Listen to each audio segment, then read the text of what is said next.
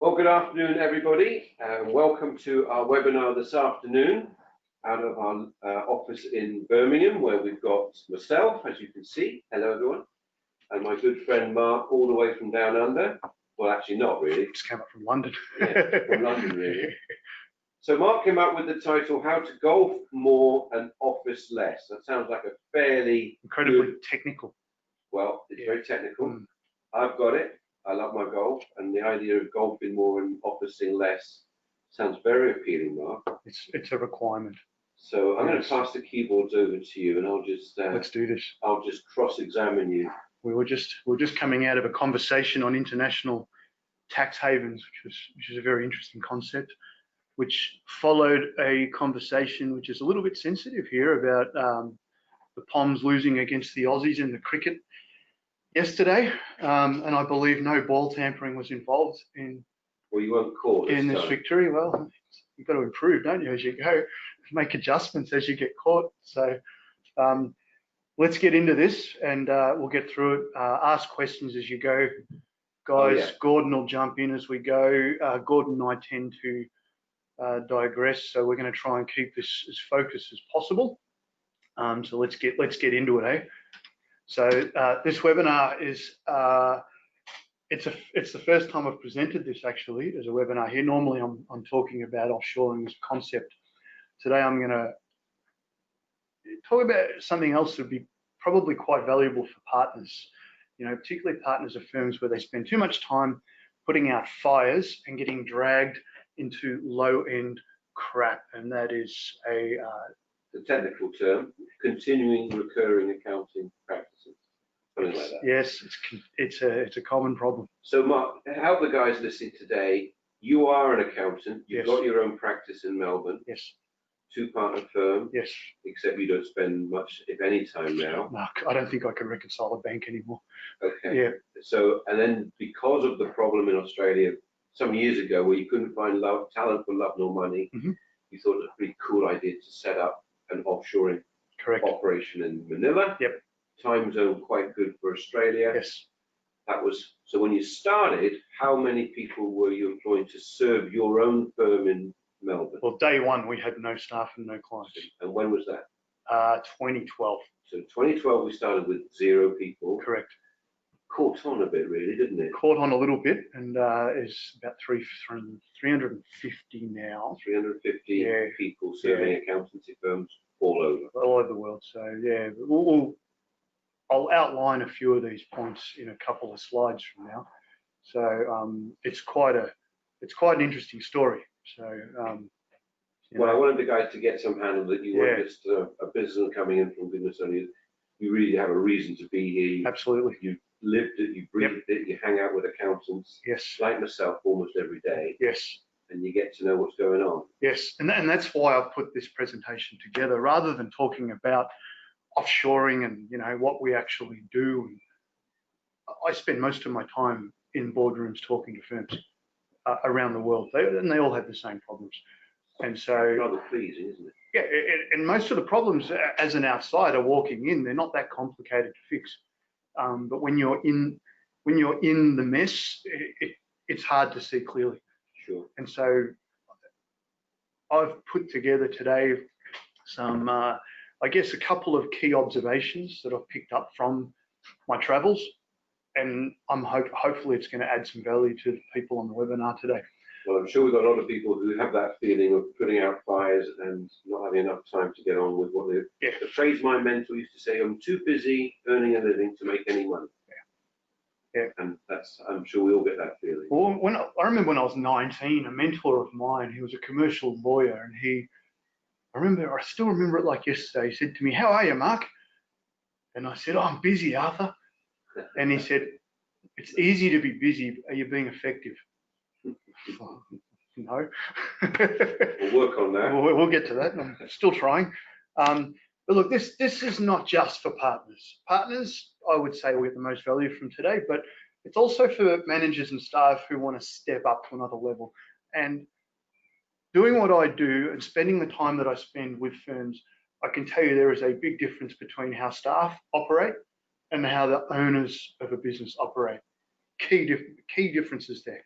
in the way they think and the way they operate. So if you're an employee and you're on this webinar, there's going to be a few clues here today that will hopefully help you step up to another level. This is going to be a no theory zone today. So it's terribly Australian. Oh, absolutely. So nothing I share today is textbook. It's all been battle tested. But being the the straight shooter that I am, with I guess you'd say not an ounce of diplomacy or tact in my body, I am going to challenge your beliefs. So as you go through this today, keep an open mind. As you catch yourself saying that this can't be done, or my firm's different or special or unique, just know that while you are thinking that, there are firms doing exactly the things you think can't be done. So keep an open mind, because everything I present today is currently a reality for not only my firm, but a bunch of other firms as well. I personally have been in the trenches building offshore teams for almost a decade now, and I get a reasonable understanding of what works and what doesn't work in firms. So let me hit you with some random facts for context, otherwise known as the bits to make me sound like I know what I'm talking about. So you know that I haven't just wandered in off the street randomly and jumped on this webinar. I'm a dual national of Australia and the UK. My old man was born in London, so they were forced to let me in and give me a passport. I am a permanent resident of the Philippines, which is where our business is based. I've been coming to the UK since 2015, and I've been helping out dozens of firms in the country here, despite the depressing weather. You're talking about it's fantastic today. Yeah, sure. It's boiling out there. I keep hearing about the UK summer. I do believe it came the other day for a few hours and then left. I'm a chartered accountant, qualified in Australia, and by reciprocal arrangement, also a chartered accountant of the UK as well. So I'm one partner of a two-partner firm in Melbourne, Australia. I'll talk a little bit more about that later. And that firm was launched in 2012 with no staff and no clients. So I do what you do. I am an accountant. I'm also the CEO of what I would call an accidental business that was launched in 2014, and we help other firms build offshore teams in the Philippines. That business has gone on and ranked in Australia's fastest growing companies list the last 3 years in a row. Last year, we were the 37th fastest growing company in Australia. That thing started by accident. We just helped out a few firms that asked me to jump in and help teach them what we'd done in our own firm. So I reluctantly agreed, and it became a monster. So we now employ hundreds of staff of firms all over the UK, Australia, and the US. Here's the thing though, and what I think is most important, and I do count it as a privilege, that I'm in a position where I spend most of my time traveling around the world and helping firms solve a range of internal issues. I'm a bit like the NSA. I know all of your secrets. So I'm not tapping your phones, don't worry, but I do hear the good, bad, and the ugly when I visit firms. And a lot of firms feel isolated and alone, and they want to know that, we have these issues, and you spend your time visiting other firms. Do they have issues too? I'm like, they all have issues. Well, in fact, tonight you're joining me as my guest with one of the managing partner focus groups. So yes. You'll hear yet again what's going on the ground, and hopefully there won't be any surprises, but you never know. Yeah, it's very rare to hear something new or unique. Very rare. Most of the problems are fairly fairly tightly limited. Well, what has changed, I think, Mark, is that the technology has facilitated things that you and I literally never thought were possible when we started. Yep. I mean, quite literally. Yep. So in living, working memory, things have developed so far that we're now doing things which we just literally. So my dad, he wrote up nominal ledgers.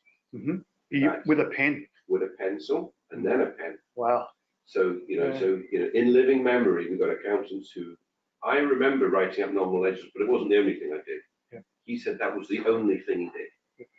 So you move down the clock 60 years and you say, I don't know anybody who even knows what a nominal ledger looks like anymore, let alone writing up a double entry nominal ledger. So as a result of which, you mentioned this accidental business. Without the technology, what you do would not be possible. Absolutely. Absolutely. We could not have done this 20 years ago. No, absolutely. So, and when I call it an accidental business,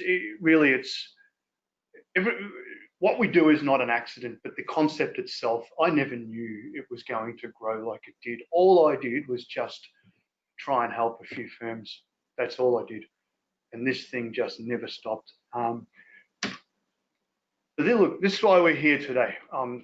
After speaking to hundreds of firms and running my own businesses, I have seen what works. I've seen what doesn't work. I see partners who are slaves to their inbox, slaves to demanding clients, working long hours, wrestling with staffing issues. I mean, that could be a whole topic in itself.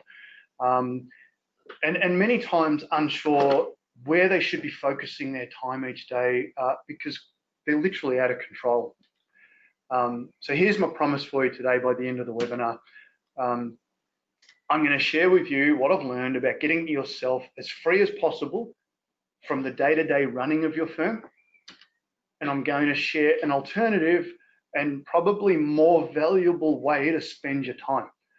This can't be done until the above point is handled. So you can't be working on high value stuff when you're running around all day putting out fires.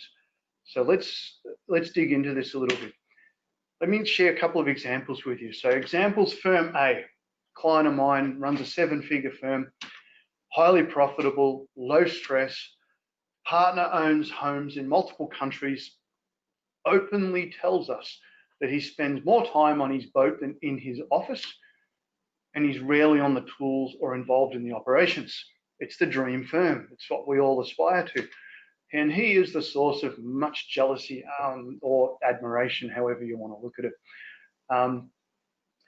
Let's contrast that with firm B. It's another client of mine, also runs a 7-figure firm, also profitable, however, huge daily stress. Partner routinely works 18-hour days. His inbox is out of control, hundreds of emails a day, and I've seen it firsthand. He is dragged literally into every single detail of his business, and he's heavily involved on top of that with dealing with client matters as well. Because remember, we're accountants. We're not just running, operations and businesses. We are actually trying to deliver accounting work from time to time. What's the difference between firm A and firm B? Well, there's numerous differences in the structure and routines of these firms. What can we learn from the partners who experience vastly different lifestyles? I'm going to share 2 observations that I've also implemented in my own business. So, number 1, I said, first observation, and remember, this is a choice. I'm not telling you this is the only way or the best way. This is just one choice. And you can put this under the heading of we don't do brain surgery. What does that mean? Well, we've spent years listening to the advocates who tell us compliance work in accounting is dead and you have to focus on consulting. So my partner and I bought into that. We took on a bunch of high-end clients. It's profitable. It's good work. It's interesting, but it's limited in how much we could do because it all fell back to the partner to do it. And we found for us it was a pain in the ass. It didn't liberate us from the business. It just made us, we were at the beck and call of these high-end clients. We also tried low-end work as well, which was equally a pain in the ass. So we found the more complex the work was, the harder it is for the partner to then delegate that work to staff and free themselves from the day-to-day. And as the title of the webinar goes, get on the golf course. Yeah. Okay, you can't do that if you're dealing with highly complex work on a regular basis. So the example earlier from client A, they discovered the same thing we did. And the way they term it is, I think it's brilliant. They avoid brain surgery. They just don't do it. So why would you avoid or minimize the brain surgery? Well, it's complex, and more often than not, it has to involve the partner. Junior staff are not going to be able to do, in most cases, highly complex technical work where there's a lot of advisory involved and things like that. So I'm not saying don't do it, but if most of your time is spent on this, again, you're going to be stuck in the office and you won't be on the golf course. Client A and also our own firm do work. We've found a sweet spot that's more in the middle. Right? It took a lot of experimentation to do that, and it's a bit of a mix in the work we take on. So, but the result for us was that our team in the Philippines, they do almost everything in running our firm, right? Everything.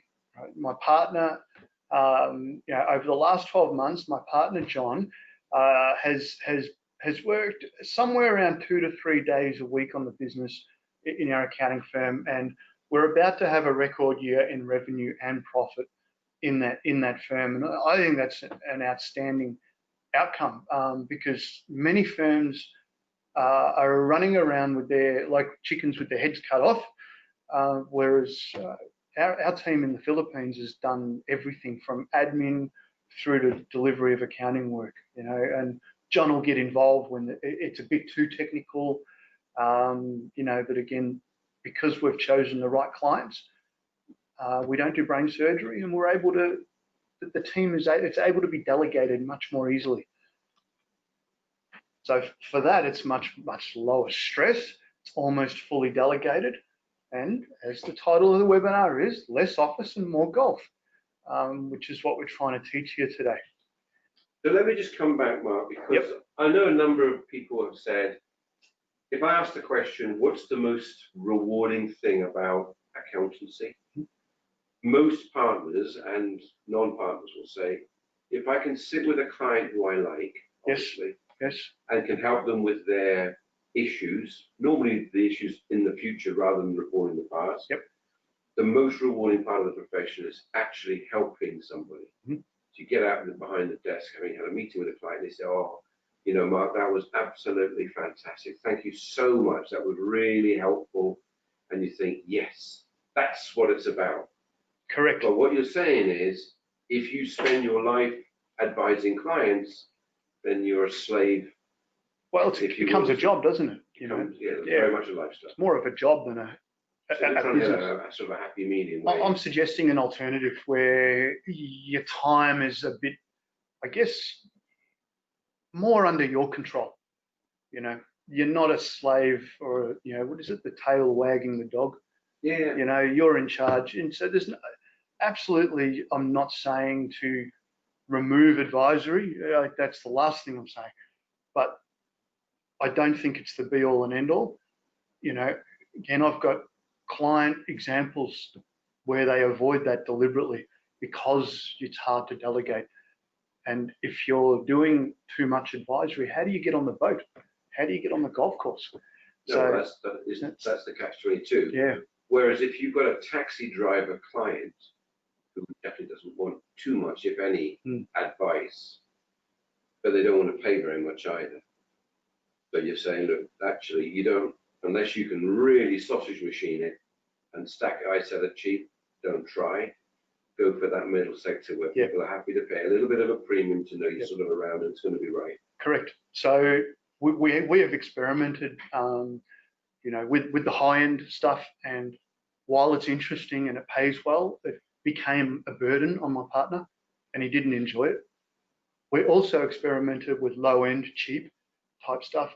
All that did was attract the worst type of clients, and you lose money, and it's not fun, and they don't treat the staff well. So we got rid of that, and we found a sweet spot on the moderately complex, your small businesses really. And we found that was the most delegatable, that's a word, work.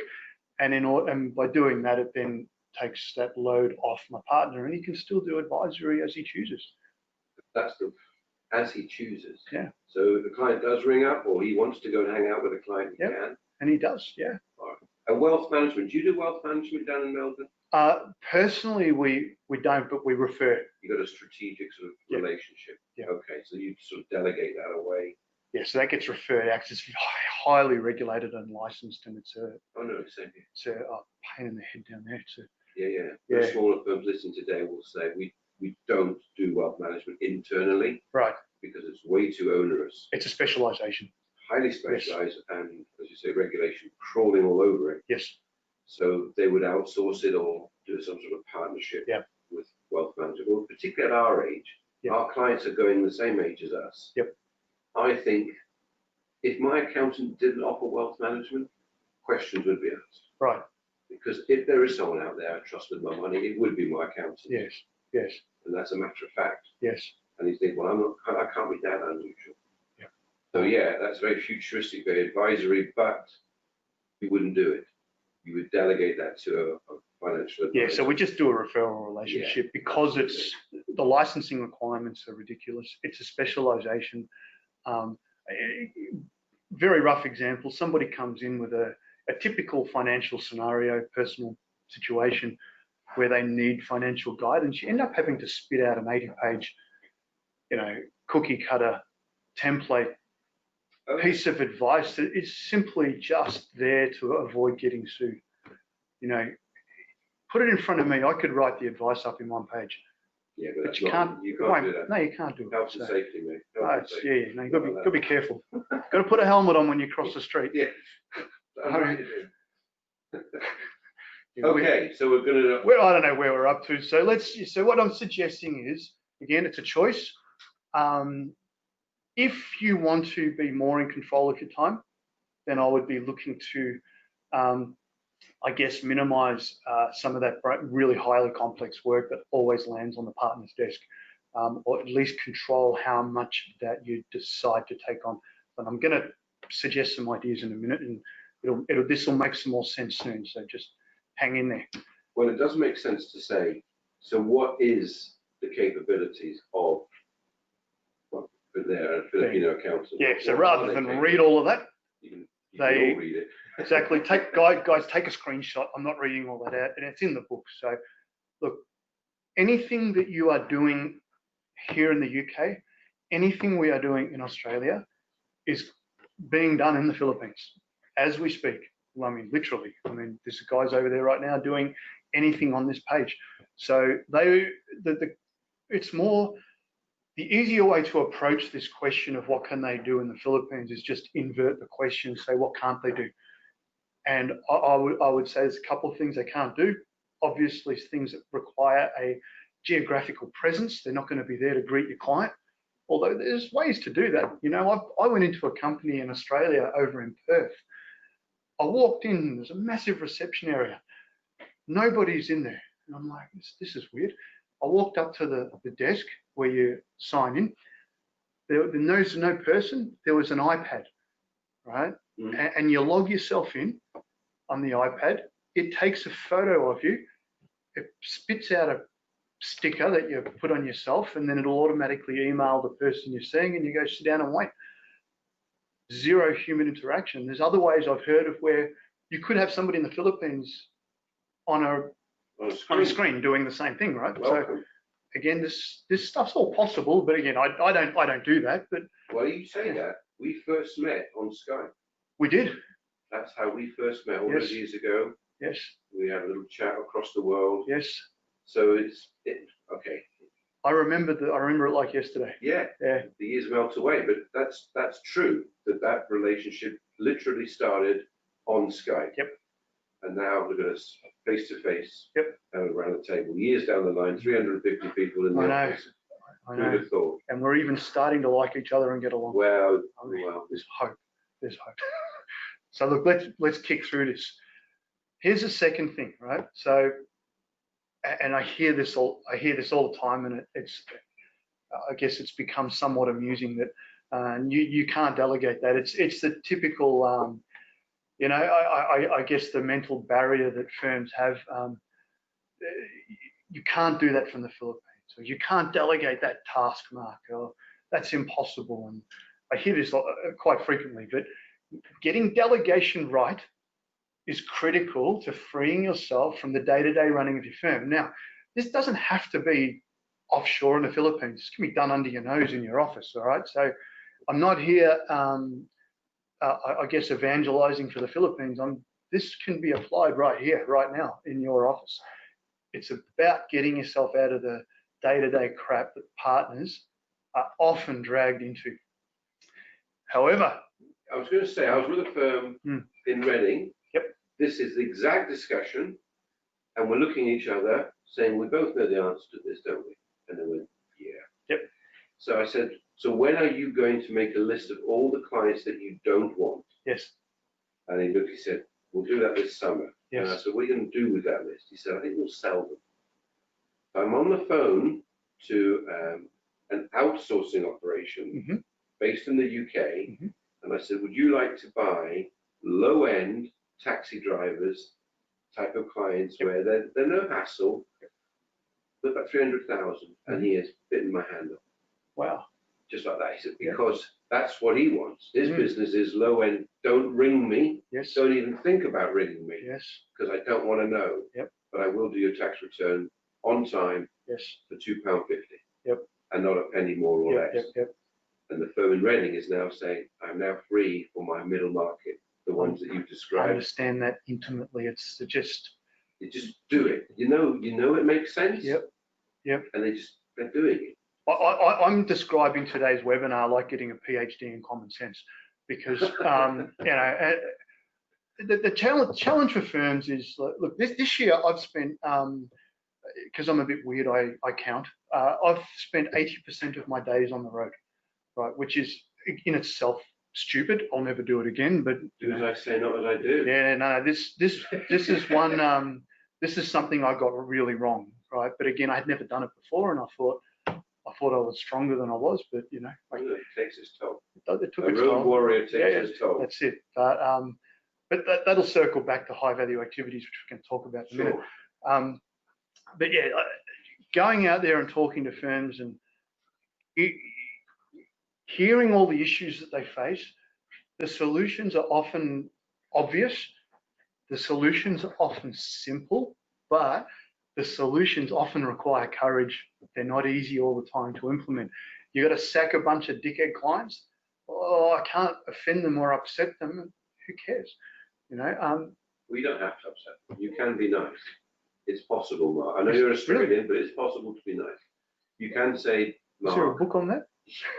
How to be nice? Not that an Australian would understand, no. But we do it all the time, and more members of 2020. So they go to the client and say, look, I know that you are a bit irritated that we seem to be charging more than you think you want to pay, and I understand that. Yes. But you need a heads up. We've just had an internal reorganization, which is probably true because of all this cloud thing. And sadly, that has meant your fee is probably going to go up by 30, even 50%, which we think is ridiculous. Yep. Because the guy's saying, so do I. And then we can say, look, why don't you meet John round the road? He'll do it for the price you want to pay. And hopefully we all know a John who's got back bedroom operation just starting out, happy to take on those sort of clients. Yes. In 3 or 4 years' time, that'll be his problem. Yes. As the clientele evolves and the portfolio changes. But you can be nice. Wow. My approach is, in my initial meetings, my standard line, and if there's, I don't know if I haven't seen the attendees on this, but if any of our clients are here, they'll know. I usually will just say I have a no dickhead policy, and it's strictly enforced among clients and staff. Life's too short to deal with that. Mean. And look, it's a bit. It's a bit of a sense of humor test as well. Absolutely. I only want to work with people that I actually like. I know that's an amazing concept as well. I don't just take people on that have money. You don't need it. Don't care. You don't need the group. And in actual fact, the profession, I can't remember, Mark, and I'll be interested in your thoughts. I can't remember the profession being in a purple patch, purpler than now. Yep. And the next 3 or 4 years are looking so rosy. Yep. It's almost unbelievable thinking, if you can't make money in this profession now, serious questions are being asked. Yep. because we've got MTD coming, we've got to migrate everyone onto the cloud. They're all going to go, no, no, you do it, you do it. And the accountants go, well, I haven't got enough people.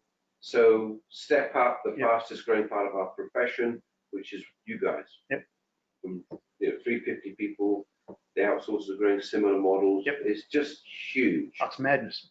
Absolute madness. So that if ever there was a time to get rid of a client that's really not helpful, it would be now. Yeah. It would be now. And do it the way Gordon said, not how I said. Gordon's way is much better than mine. Just don't burn any bridges. You don't need to burn bridges, usually. I've burned a few, though, over the years, but that's a webinar for another day. I've got a couple of questions here. One of them, okay. Neil, thanks for your question. Yes, the recording will be there and the slides as usual. So if you've got to cut and run, Neil, feel free to do that. And we've got another question. What's the sweet spot for the offshore? Okay, well, we just answered that about all the different services that are available. Again, look, I'm trying to keep today's presentation, I guess the scope of it, to freeing the partner up a bit. That's great. That's what I'm trying to do. Yeah, so free up time. But we've done webinars in March. Yeah, about how it's done. Yeah, we've been doing them for years. There's a ton of information on how the actual offshore model works. So let's focus on what I'm going to try and free the partner up today. So before you start thinking about delegation, my opinion is you need to do some analysis first. And I would frame this in a way of trying to identify your highest value activities. What do I mean? Pick your number, but I would say your top 3 highest value activities and they're usually things only you can do, right? These are things you can't delegate that easily, right? They're high value activities. For you, that may well be high-end consulting work that you can't delegate to a graduate or a junior person. Fine, I'll share mine. I sat down a few years ago and went through this exercise. And for me, I was able to identify 3 high-value activities, and I even managed to train a team to handle one of those 3 things. So now I'm only left with 2 high-value activities. So gradually, I am making myself redundant. Hang on. I'm not going to let you go on that. What was the one that you managed to get? It's coming. Oh, it's coming. Next slide. Okay. So my 2 highest value activities, and there's going to be 3 here because I'm an accountant and started with 2 but ended with 3. There's only 3 types of accountants, you know that. The ones that can count and the ones that can't. Perfect. That's the way it is, isn't it? Yeah. What's 1 plus 1? Whatever you want it to do. Exactly. Especially if you're using a pencil and paper, right?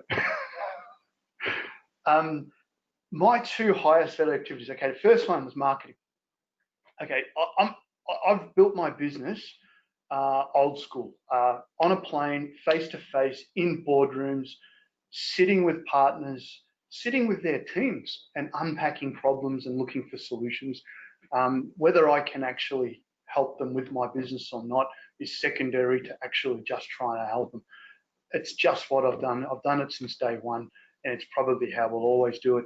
I do newsletters, like a weekly article type thing.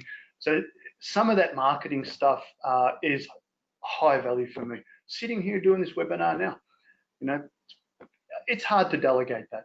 So not impossible, but for me, it's the highest value activity I can do.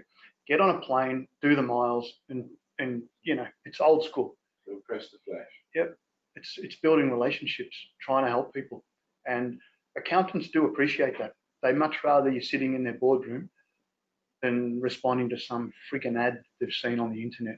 Right? So no, absolutely. It's just and again, my personal preference is. I wouldn't stop at accountants. I think people. If you go see them, eyeball them, shake their hand, have a cup of coffee, glass of water, a chance, even a meal. There's a much higher chance that that relationship will become something meaningful than if you don't. I agree. And everyone listening knows that. Yeah. So if you want to develop this type of business. Yeah, and I'm going to nudge you guys in a minute on this topic. Okay. I'm nudging my gentle, usual way. So number 1, marketing. Number 2, strategy. And this, earlier I said, look, business owners and employees think differently. I've seen it over and over and over, and I've put this to partners. They all agree with me. And those employees who do think like business owners are already on the path to becoming partners anyway. So my highest value, second one here is strategy. I make sure I have built a management team, so I make sure they're on their game. I keep that on track, watch our KPIs, keep an eye on the big picture and the strategy, because most employees are just thinking about their own little world and whatever their responsibility is. I don't do that. I tell my staff, I'm like, God, I see everything. You see everything. I don't really, but you know, they're things that are hard to delegate, right? So the third one was what I used to do. I used to do all the sales calls. So if a firm was interested, they'd book a call with me and I'd get on and run them through how it worked and see if we could help them. I no longer do that, and I haven't done it probably more than 12 months. So I've trained my management team to do it. And so now I have a group of clients that work with us in the Philippines whom I've never met. It's interesting when you see your client list and don't recognize the names anymore. So good sign, not a bad sign. It's a good thing, yeah. So that was the third thing I delegated. And look, the reality is the other two could be delegated over a period of time. That's where I'm at in my business. So then what I did, right? Once you've identified your highest value activities, spend as much or as little time as you want on those activities, right? And then delegate everything else. Okay, Now, so I'm going to pick you up on that. All right. Can you help the guys distinguish between delegate and abdicate? Yes, it's quite simple.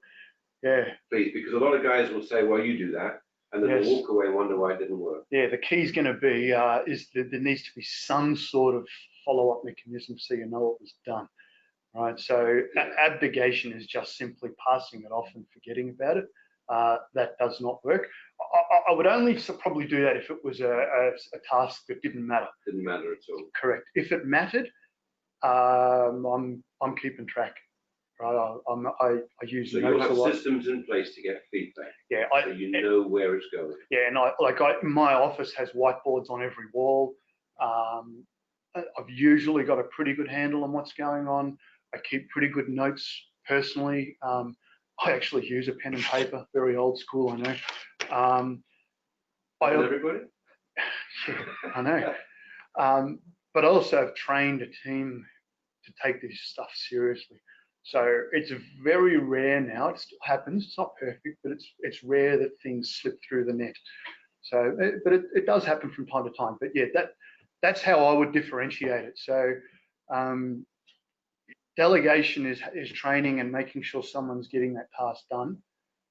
Abdication is simply just passing it off and forgetting about it, and you have no idea what happened. Well, we can all learn from that lesson. Yeah. I was with a sole practitioner some years ago, and in the event, he thought he had delegated, but in actual fact, he had abdicated. Right.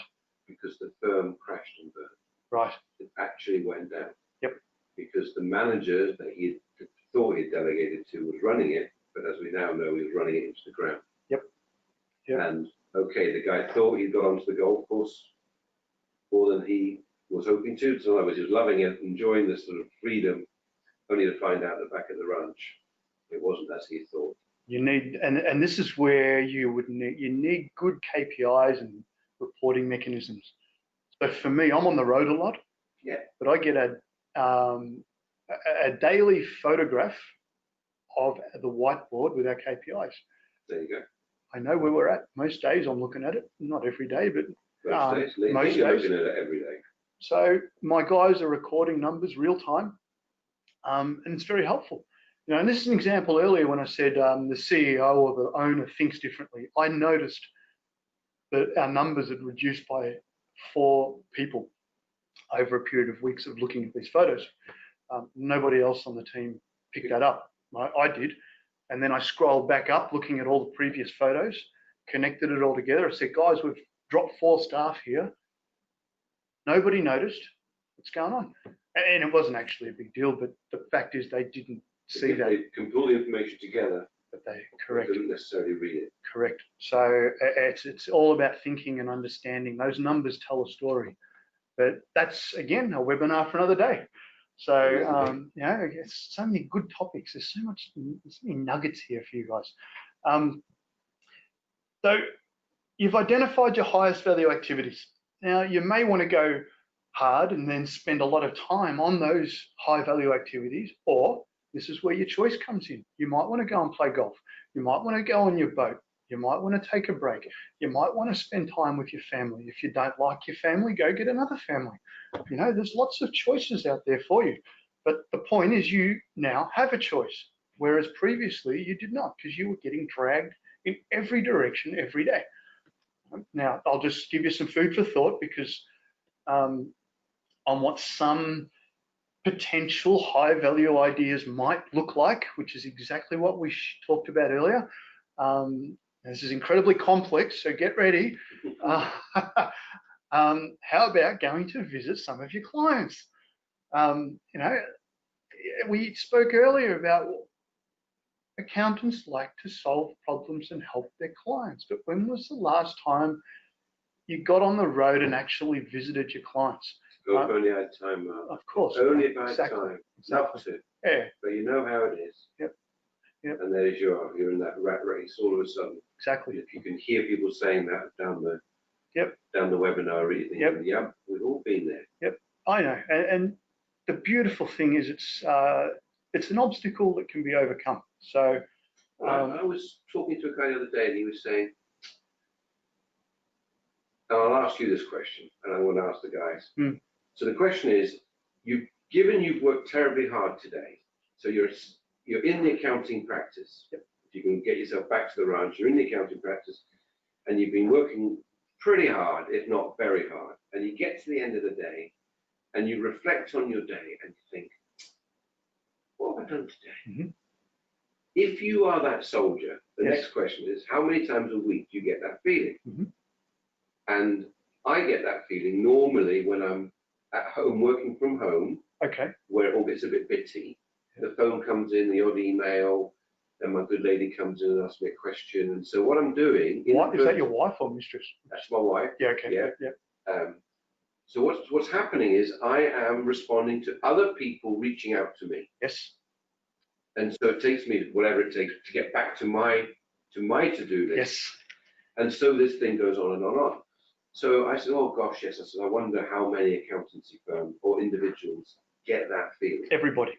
And the answer was everybody. Yes. And of course, some people 5 times a week. Yes. Every single day they get to the end of the day. So what the hell did I do today? And yet I have work from 7 till 7. Yes.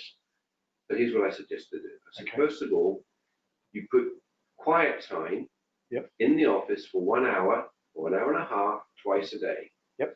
And what quiet time means is if the clients ring, if you ring me, Mark, and it's during quiet time, you don't get through. Yep. The receptionist says, I'm afraid Gordon's tied up with client business just now, which is true. I might not be with a client, but I'm on client business. I'll have them return your call at 12 o'clock or 1 o'clock or at the end of the day, if that's okay. Yep. So now I've got an hour and a half. No one can come and disturb me. I can't go and disturb anyone else. I've got no phone calls coming in. The mobile phone is switched to silent and upside down. And for some people, they literally need to switch off emails. Because, oh, there's a quick email there. So quick. And all of a sudden, they just get distracted and it's only a one line and I'll get back to them. Feedback from that, fantastic. People have said, I am getting through my to-do list more quickly and efficiently than I can ever remember by putting in 1 hour or 1.5 hours twice a day. Yeah. This is actually a pet topic of mine. Is it?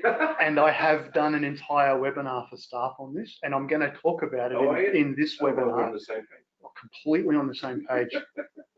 No wonder we get along so well. So we're going to go visit clients, and people love that. They love it. You love it. Yep. Yeah. Look, again, I do this. Any of our clients know that I put an incredible amount of effort. I'm constantly jet lagged, which is, again, something I'm going to fix, but I've learned some lessons myself in the last 9 months. But last September, I opened a spreadsheet and decided to visit all of our clients in the UK. And wow. Yep, that was probably one of the dumbest things I did last year. Because I Too love, much of a challenge. I love visiting our clients, but not in 30 days. So Too much. destroyed me. And I'm still actually haven't recovered yet because I hadn't stopped since. So And we're a small country compared to yours. I was up and down on the Virgin train. It was ridiculous. 2 to 3 meetings a day. It was insane. Everyone listening to it, you are mad. Yeah, no, I was. It's official. Yeah, You're mad. yep. But anyone that knows me already knows that Yeah, anyway. So okay. I'm So gonna- we're going to visit clients. We need to move fast. We So do. we're Yeah, going to go, what you're going to do, some ideas, go visit your clients, right? Show them some love, right? You're probably going to make money anyway, inadvertently. If you go and visit prospective clients, diagnose their problems and see if you're a good fit to work together. That might grow your firm a little bit. This is high value stuff. Remember, we're looking at what are possible high value partner activities, right? Spend more time thinking strategically about your firm instead of just reacting to what happens. So we stop there. Mhm. Friday night's looming. Yep. Where are we? We're Wednesday now? Wednesday. No idea anymore. Yeah, we lose track. Yeah. So I know firms now on a Friday afternoon, Right. before they pack up, go home, the question is, who are you going to see next week? Mhm. And if there's nothing in the diary, big black cross mark. Yeah, good. You've got to ring up someone and say, Yep. can I come and see you Yep. for a cup of tea? Yep. It doesn't matter what it is, but you must have at least one outward bound meeting next week to encourage exactly this for those that wish to. Now that you've said, look, if you like sitting in a cellar and doing tax returns, then that's fine. Do that. Exactly, it's a choice. It's a choice. Yep. If you want to go out and see people, then do that. But Yep. don't do tax reviews. It's very rare you get someone who enjoys doing both, Mhm. to be honest. And being effective. And be effective. Yeah. Okay, moving on. And of course, high-end consulting work is, again, I'm not against it. I'm just saying it's not going to free you up, but it is a high-value way to spend some of your time, I would argue. So, Mark, this is way too simple. I know that it's simple, but I also know that many partners struggle with this stuff. They struggle to identify what the high-value stuff or activities is, and they also struggle to actually focus their time in a disciplined manner on the high-value activities. So I would suggest you be wary of dismissing the simplicity in this webinar today, especially if you're not nailing the way you spend your time. So let's dig now into how to in the delegation part of this stuff, because the goal is to, remember, identify your high-value activities and then delegate as much as the rest as possible. All right, let me give you an example. Email. Right? I'm going to talk about that a bit more in a minute, how I handle that. Social media, random phone calls from clients, dealing with admin tasks, organizing your own travel, dealing with your calendar, low-level tasks in your personal life, and numerous other things that partners ought to consider avoiding. All right, let me talk about my own fortress, because this is, I live this stuff. At one point, I was getting over 150 emails a day, along with a barrage of crap that we all hate and hate to have to deal with. I was basically ineffective and pulled in every direction. Since then, I've built up a fortress around myself that shields me from the crap, keeps me focused on my high-value activities. Now, it's not perfect, but I reckon I'm doing it pretty good. So hang on. Yep. Who takes on your emails now? I'm going to talk about it in a minute. Right. So what I did was I communicated my plans to build this fortress to my staff and clients, and it's actually, there's an article I wrote a couple of years ago. I did it. So if you take a screenshot or whatever, go and read the article. Yeah, go read it in your own time. It outlines it in detail. But let me share what my protocols are to protect my time. The fortress around, it's a good list, which is a bit like your earlier talking about your hour and a half a day. Now I've got a whole webinar on just that, where I call it a sprint. Right, everything is locked out, and you are on one task only. you call it a sprint. sprint. Sprinting hard until you're done. Okay. And uninterrupted time. So for me, I do not answer my phone ever. My mobile is it's permanently on silent. What happens if you lose it in the house? Yeah. I probably will. I actually wouldn't give a shit. I got my phone's so old now. Apparently, I took it into the shop to get a SIM card here for the UK. The guy in Vodafone looked at my phone. Goes, I haven't seen one of these for years. So good on him. It's permanent on silent. I don't care. I don't need it. I do not do SMS or text messaging. Waste of time. Not interested in those games. I don't have email on my phone, except for when I'm traveling, because I've discovered that sometimes you might need a confirmation or something through whatever, like a train ticket. They can email you, say, I can't see you tomorrow. Can we put it back in there? No, my PA will handle that. Okay, but cool. But I may need to get some sort of confirmation on a ticket or something, and it goes through the email. So I've figured, so I'll switch it on when I'm traveling and delete it all when I get home. All notifications on my phone are turned off. It never buzzes or beeps at me. I'm in control, not the phone. I do not take unscheduled calls in my office. If you call me and it's not scheduled, it will never get through to me. I deleted Facebook, LinkedIn, Instagram, Twitter. Don't play those games. Complete waste of time. With precious few exceptions, my team are not allowed to email me. And this goes back years. They'd send me a long freaking email and I'd just delete it. I'd walk in because they're sitting in the next room. I'd walk in and go, what's your problem? I haven't read your email, it's too long. Imagine the time spent writing and then my time replying. Screw that. Ask me the question, I'll answer it. Conversation is far, far, far superior to email in most cases. Again, with few exceptions, clients do not email me any longer either, because they know that I'm simply just going to pass it on to a manager anyway, because I don't deal with the day-to-day of the business anymore. So, and so I never deal with issues on email. So if an issue comes that is serious, that needs to be handled, it needs to be done on a phone call or a Skype call or something. Email should not be used for dealing with complex topics or serious communication things. People do this way too often, and email is constantly a source of misunderstandings that don't need to exist. Get on a call and talk to people. I know it's an incredible concept, but get off the damn email. It's a waste of time. Well, we need to just pursue that for a second. So I'm a tax manager. Yep. I've got an inbox full of queries from clients. Yep. Please find attached my pension contribution for my next tax return. Mm-hmm. Please advise as to what my maximum contribution can be. Mm-hmm. They think, okay, I can answer that. What would you do? Would you delegate that down? So you just say, John, answer that for me, please. Yeah, so those queries tend to actually not go to John anymore, because we've trained the clients to go to our team.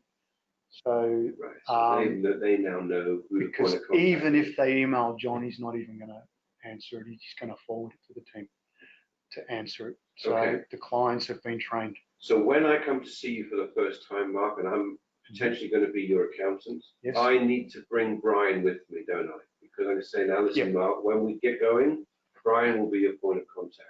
Ideally, that's the best way to do it. We can't, because John's our guy in Australia, our team in the Philippines. Okay. But what John will do is talk about, and this is what I used to do when I did those visits years ago. I'd be talking about, okay, such and such is going to be doing this for you, and I remove myself from it as much as possible from the beginning. Day one. This is important. It's not about me. Team. Yeah, it is team support. The other thing I do, I have a zero inbox policy, and my email volume also has gone from 150 plus per day to less than 5 per day. So I go home every night with an empty inbox. If you look at my inbox right now, it's empty. There's nothing in it. Mark, you can't run a business like that. You can't not have LinkedIn. You can't not do email. You can't do these things. You must be able to take phone calls. Well, not necessarily.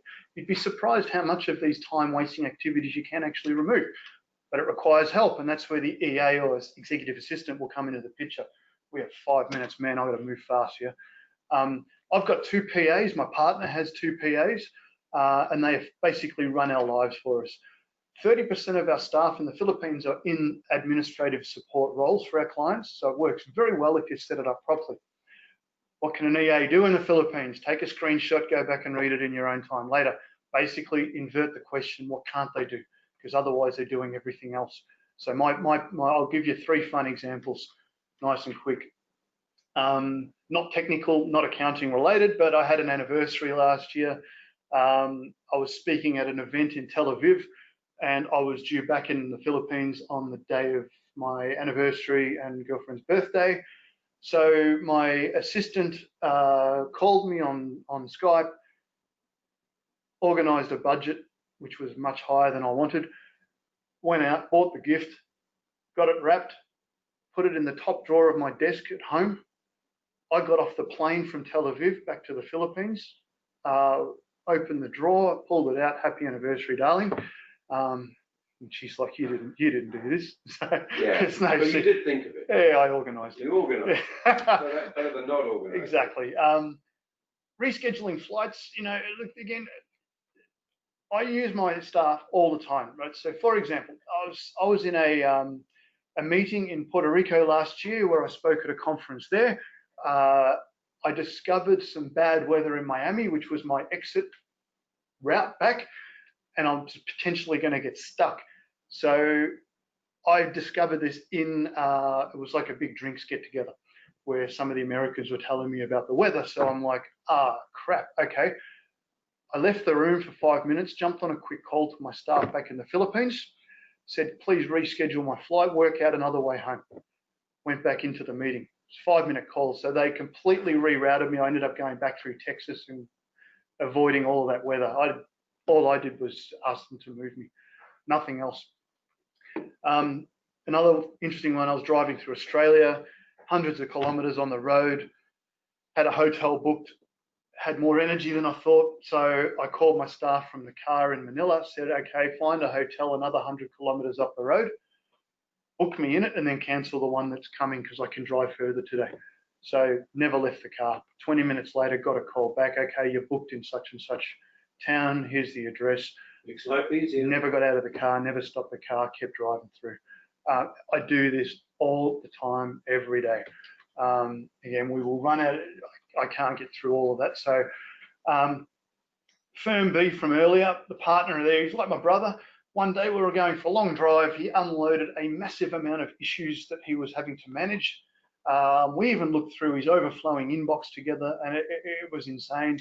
I listened patiently to all of his issues and then said, every single thing that you have just mentioned, I have trained my staff to handle for me. And that was without exception, everything. And his response was, you can't delegate those things. No, you can. This is what I'm saying. You can lead a horse to water. I'm not here to tell you, I'm just sharing what we do. I'm sharing what our clients do, or a lot of our clients. I can't implement it for you. I'm frequently told by firms certain things can't be done, while at those times, those very things are actually being done. This is not a theory. This is reality for those firms that choose to do this. Now that partner, if he did what I'd suggested, could be working a normal day instead of 18 hours a day under enormous stress. What are the barriers to this? A lack of awareness. Some firms may not even be aware of this.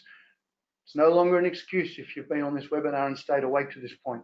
You don't have to do this in the Philippines. You can do it here in the UK, right? It's about delegation. It's about high value activities and where you spend your time. There could be a lack of belief on your part that this can be done. If you don't believe that you can do this, or you're special or unique or whatever, well, you're right. I'm not going to try and convince you otherwise. I'm not an evangelist for this. I'm just sharing what we do. This is our reality every day. There's a big one. You may have an unwillingness to train people, and that will be a barrier. Developing a team takes time, takes patience. I personally invest a lot of time in training my team and developing my team, but it's a choice that I made, and it now rewards me every day with a much higher quality of life. I could disappear for 3 months, my business will keep growing. Probably better than without me in it, annoying people. It's not a quick fix, is my point here. No. Embrace the change, guys. If you want things to change in how you spend your time, so you're not the tail being wagged by the dog, did I get that the right way around? Whatever. Then you've got to change some things. It might be uncomfortable at first. But after a short while, you'll be wondering how you ever coped without an EA helping you. An offshore team is not the panacea. It's not a quick fix. It's not going to solve all of life's problems. There are lots of ways to run a firm. My way is not the only way. It's not even necessarily the best way. But I see patterns because of most of my time being spent on the road with firms. I see patterns and easily solvable issues across the numerous firms we talk to. So I promised you 2 things earlier in this webinar. I was going to share with you about getting yourself as free as possible from running your firm.